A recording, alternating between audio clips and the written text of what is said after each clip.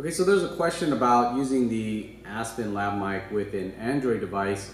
I've done some tests with a Zoom H1, I've even done a test with an iPhone, but someone was asking what the quality was when using an Android device. Now, as you could tell, I'm not hooked up to the Lav right now, so what you're hearing is the camera audio, which should sound like crap, and you should probably hear a whole bunch of space, echo, reverb, and all that stuff. So what I'm going to do is I'm going to launch my RecForge app that I suggested that you guys use. So let me go find that.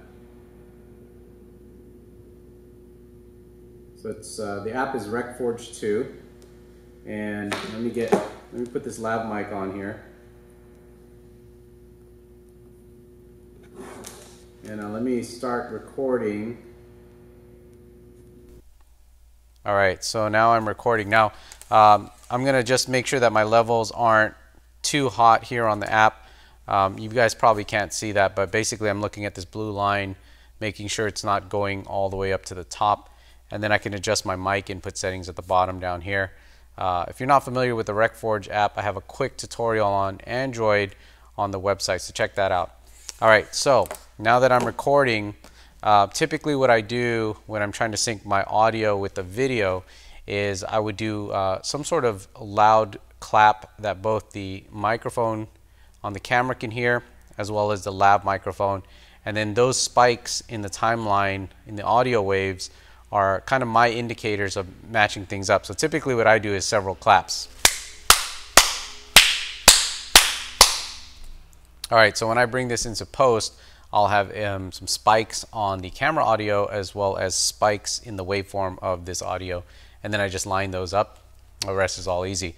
So anyways, that's a quick look at using the Android device for audio when you're doing video, and hopefully this quality of audio is going to sound better than what it sounds like in the camera. Now, using an iPhone or an Android device as a recorder is great. It's a great handy option.